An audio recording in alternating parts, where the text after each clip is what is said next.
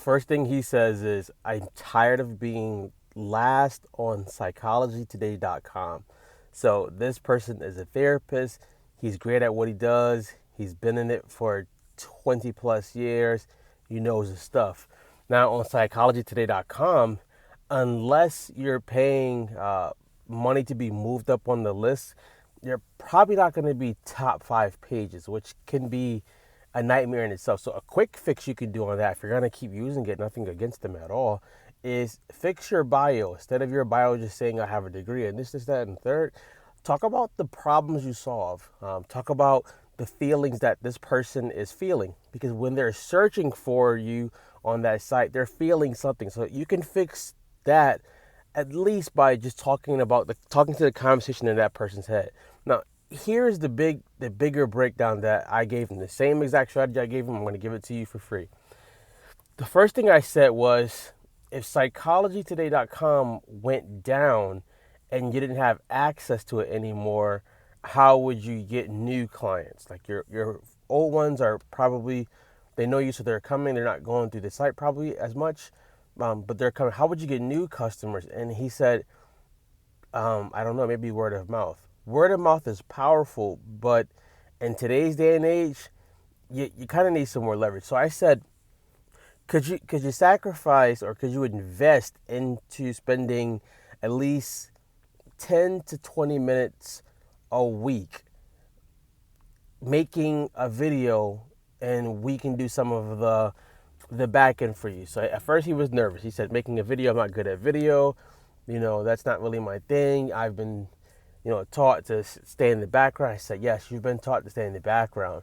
However, you're talking about growing your business, and for 10 to 20 minutes, I'm going to give you some things you could talk about that probably will become easy to you. So I said, hey, instead of talking about the title, today we're going to talk about anxiety.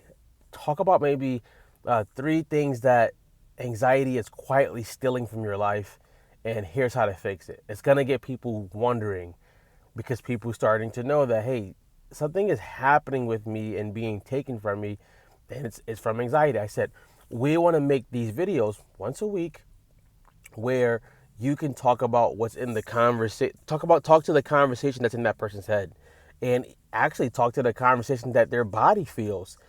These two can't be matched. A lot of therapists, I've seen tons of therapists just go online and they just either sometimes bark orders, or they just talk in clinical jargon. Now, I'm for therapy. I'm for therapists.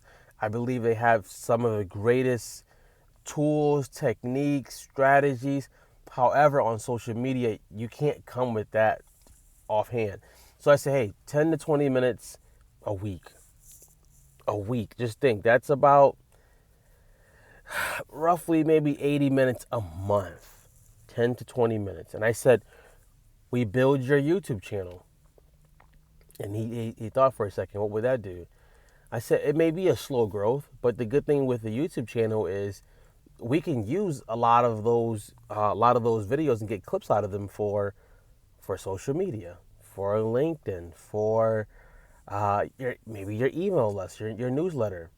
I said, we want to think, what is going to give you the biggest ROI down the line as well, because YouTube is evergreen. People are going to be searching videos all the time. A lot of people, including me, when you want to learn something, the first place you go to is usually YouTube. So I said 10 to 20 minutes a week. He said, okay, that's doable. He said, well, what would happen if they look at the video and they don't know what to do next? I said, well, this is where we help you out with, how do you frame the video?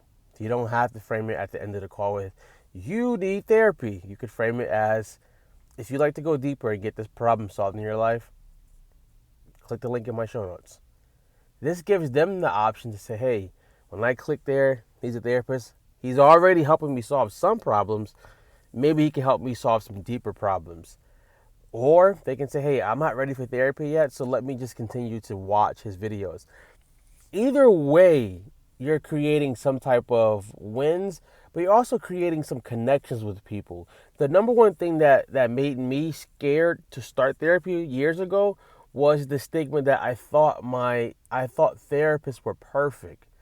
So I thought I was bringing my imperfect self to a perfect person to be judged. My first session, I went in thinking this lady is going to judge me. She's going to tell me how bad I am. She's going to tell me how flawed I am and things like that. And it wasn't like that. But the stigma itself of being a therapist is a hard barrier to get past in people's heads. So having this YouTube channel, having these clips come out on social media and things like that makes the barrier kind of disappear. And you're not doing a ton of work, probably 80 minutes a month, even if you cut it down to about 40 minutes a month. You're putting not just yourself out there, but you're showing people that, hey, I not only have solutions, but I feel you. I understand you. I've been in your shoes at times. Hey, sometimes I still suffer with these things or come up against these things, and I have strategies, have tools in my toolbox to actually help me. And he agreed. If you're a therapist, you have to start wondering if psychologytoday.com goes down or grow therapy just stops, what are you going to do for new clients? How are you going to reach people? Because just saying I'm a therapist on social media, it's not going to cut it. People are using ChatGPT and Claude just as much as they would a therapist nowadays, sometimes even more. Is that right?